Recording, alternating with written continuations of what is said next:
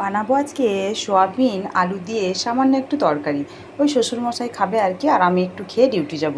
আজ আছে আমার নাইট ডিউটি, তাই হচ্ছে বিকেলের খাবারটা বানিয়ে নিচ্ছে। এই দেখুন বিকেল হয়ে গেছে, সামান্য হাওয়া হচ্ছে। আর আমি রান্না করতে বসে গেছি, তরকারি করব আর এদিকে রুটিগুলো করব, বাস। তারপরে হচ্ছে আমি ডিউটি যাব পরে। ছেলে টিউশনি গেছে, ছেলে আসুক টিউশনি থেকে, তারপরে ও খাবে কিছু আর কি। আর ওর পাপা বলেছে মুড়ি খাবে, তাই জন্য ওর তো দরকার নেই, তাই জন্য সামান্যই একটু করবো যাতে আমার আর বাবার হয়ে যায়। ছেলে তো খায়ই না একদম, ওকে নিয়ে যত সমস্যা। ওকে একটু ডিম সেদ্ধ আর আলু সেদ্ধ আর ভাত করে দেবো, ওইটাও ভালো খায়। প্রথমে আমি পেঁয়াজটা দিলাম আর একটু কালো জিরা দিয়েছি, আর হচ্ছে তেজপাতা, আর আলুগুলো ভেজে নেবো, তারপরে টমেটোটা দেবো। আলুগুলো ভাজা হয়ে গেছে, দিয়ে টমেটোটা দিয়ে দিলাম, আর এবারে সয়াবিনগুলো দিয়ে দেবো, নাড়াচাড়া করবো।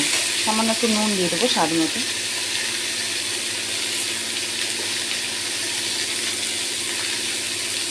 দিয়ে নাড়াচাড়া করতে থাকবো।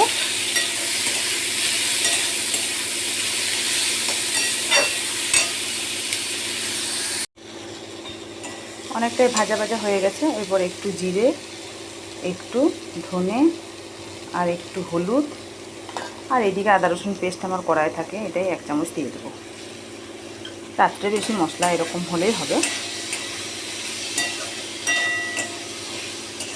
একটু কষে নিই, তারপরে জল দেবো।